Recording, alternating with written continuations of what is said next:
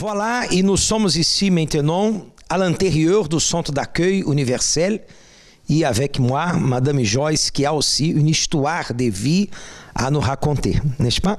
Oui, avec.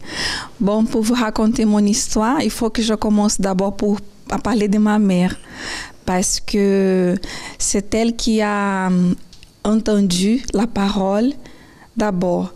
Et elle se faisait choisir. Elle se faisait choisir quand elle a saisi cette occasion, cette opportunité. Alors, je me rappelle qu'au début, quand on est arrivé, moi j'étais tout petite. Mais dans ma famille, c'était la confusion totale.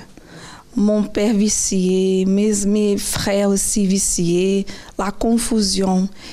Personne ne s'entendait à la maison. Ils se bagarraient pour tout et rien. Vicié en quoi? Les vices de la drogue, de l'alcool.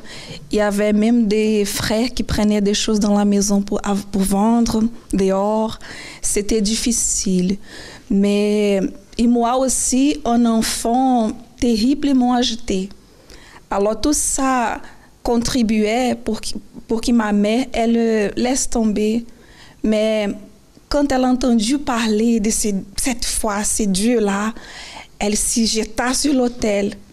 Et l'autel l'a donné la force de tenir bon. Parce qu'il y avait pas mal de problèmes. Quand elle était dans l'église, c'était une chose, c'était la paix. Mais quand elle rentrait à la maison, c'était difficile. C'était l'enfer. C'était l'enfer. Elle était la seule à venir à l'église, tout d'abord. Moi, j'étais tout petite, je l'accompagnais. Mais dans la foi, un adulte, c'était elle. Le reste, c'était la confusion. Vous aviez quel âge? Moi, j'avais 3-4 ans. J'étais tout petite. Mais elle, la parole qu'elle entendait de l'autel la fortifiait. Tellement que, pour résumer, aujourd'hui, toute notre maison a été changée. Même qui nous regarde aujourd'hui ne se rend même pas compte de comment c'était avant. Et cette force, cette foi qu'elle avait, qu'elle a reçue de l'autel m'a influencée. M'a influencée tellement que même dans mes conflits de jeunesse, cette foi, elle était plus résistante parce que c'était quelque chose que je voulais avoir aussi. Et c'est en suivant son exemple aussi que je suis là sur l'autel aujourd'hui. J'ai saisi mon opportunité. Même que j'ai grandi dans l'église, mais avant, j'étais un enfant qui avait apparemment physiquement tout, mais j'étais vide, j'étais triste. Et quand je me suis lancée sur cet autel et j'ai eu cette rencontre avec Dieu, tout a changé pour moi aussi. Et moi, je suis là où je devrais être, c'est sur l'autel.